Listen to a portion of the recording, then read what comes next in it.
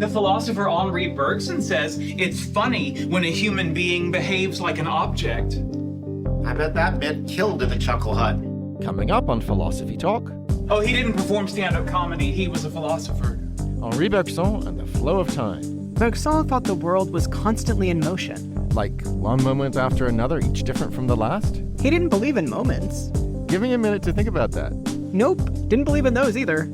It's not a question really of change, it's continuity. The quality of time is continuity. If everything is in constant motion, how does memory work? Memory is virtual experience. Our guest is Barry Allen, author of Living in Time, The Philosophy of Henri Bergson. Memory is the way the past survives. Memory is how past exists. Bergson and the Flow of Time, coming up on Philosophy Talk.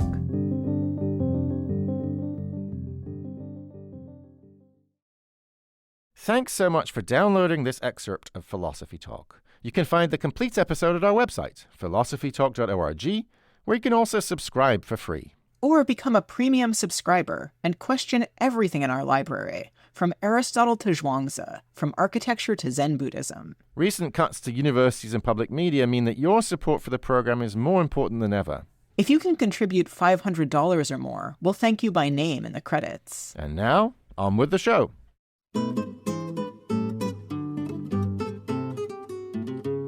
Is everything in constant motion? Can you ever hear the same sound twice?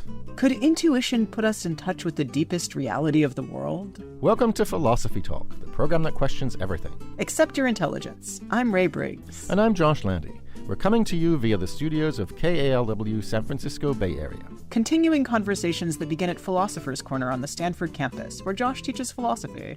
And at the University of Chicago, where Ray teaches philosophy. Today, we're thinking about Henri Bergson and the flow of time. You know, I love Bergson so much, Ray. He's one of the great French philosophers of the 20th century. Most famous, I think, for saying that everything is in motion. Well, yeah, of course everything is in motion. I've been in motion all day. First I was at my house, then I was at the studio, and in between I was on a bus, which was also in motion. Yeah, I know, but think about what that means. Being in motion isn't just about first being in one place and then in another place. Well, yeah, it is. The bus was at the stop near my house, then it was at the next stop, a little closer to the studio, and then finally it arrived here. That's motion for you. Bergson actually wants us to resist this way of thinking about movement. He thinks we imagine movement like a series of jumps between bus stops. But those bus stops, they don't exist. Really? Bus stops don't exist? Then where was I standing when I waited for the bus? Well, think about Zeno's arrow paradox. Remember that one? You shoot an arrow at a target, right? And when the arrow reaches the target, it's stationary. It's stuck still in the target, right? And when it's about to leave the bow, it's stationary there too, right? And at any moment along its route, it's stationary. So when on earth does the thing move? Oh, come on, Josh. It doesn't move at any one moment. What it means for it to be moving is just that it's in different places at different moments. Time is just like space that way. I'm not following. Say a bit more. So imagine you have a multicolored quilt. So what does it mean for it to be multicolored? It's just that this one patch is red, and then this other patch is blue, and then this third patch is green, and you put them all together, you get a multicolored quilt. And in just the same way, your arrow is at one place in the beginning, and other places in the middle, and a final place at the end. Put them all together, and you get movement. Bergson doesn't see it that way. He says there's no place the arrow is at the beginning or the end. That arrow is never stationary. He thinks photographs have messed with our minds, making us think we can freeze time. But we can't. Ah, so you're saying that photographs fool us? That they're freeze frames wherein nothing in reality is stationary? So a photograph is a static picture of something that's really moving. Is that right? Yeah, that's it exactly.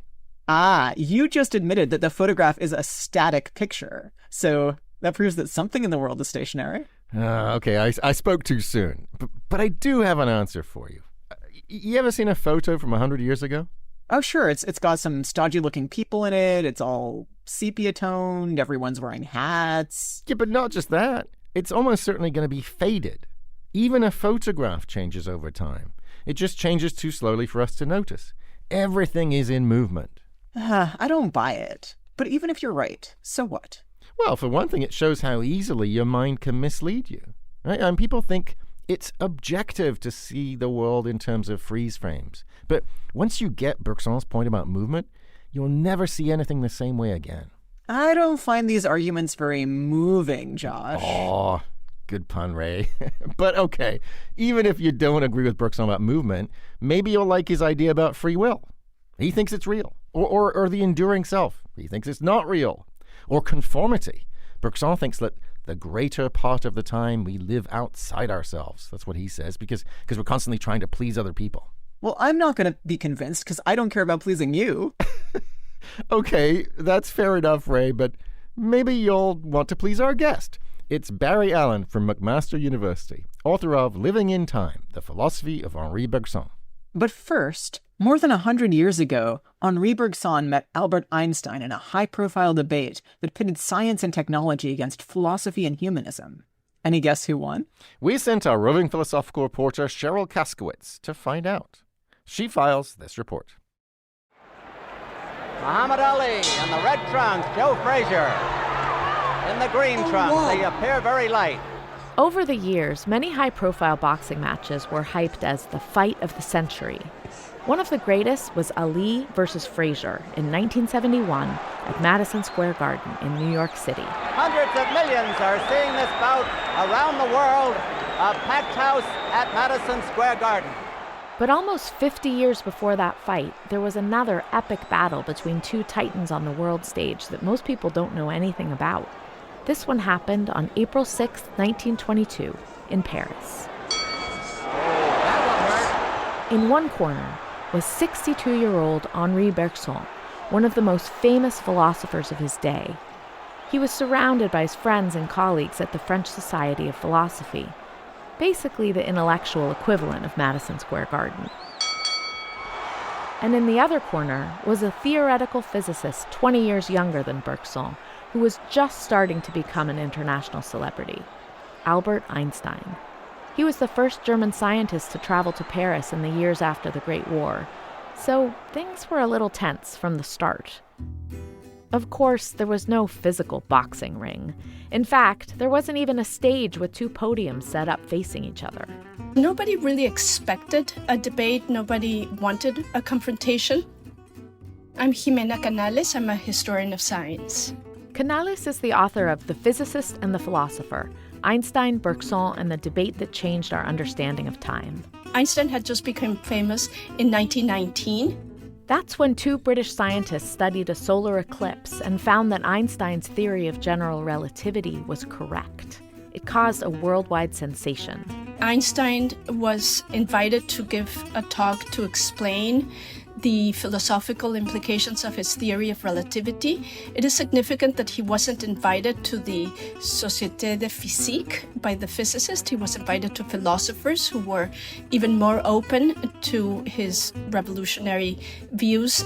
So Einstein was standing in front of a room full of philosophers in Paris who were invited to ask him questions. And one could say perhaps the most famous intellectual of his era was in the audience.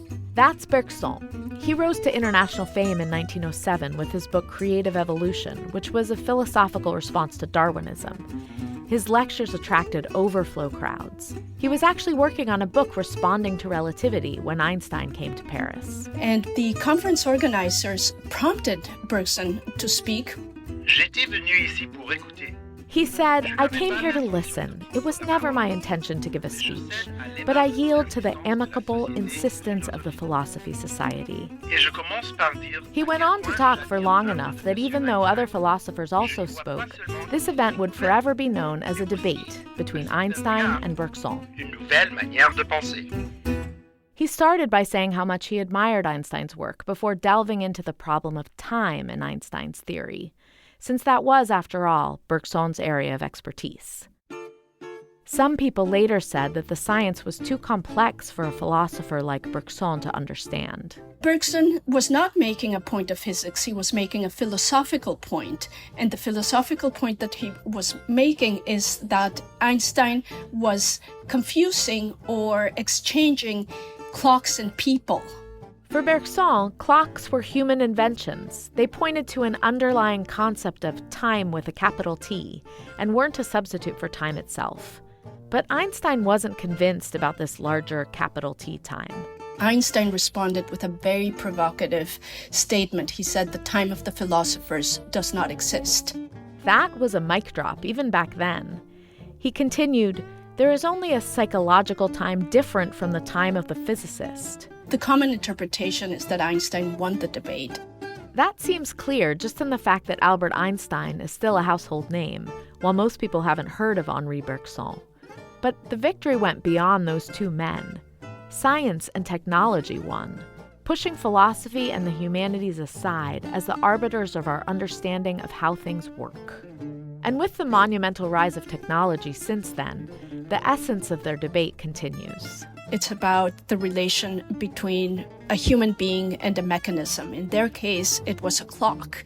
And now in the era of AI, where we're completely thinking of replacing humans who think, who write, who are artists, it's the same question.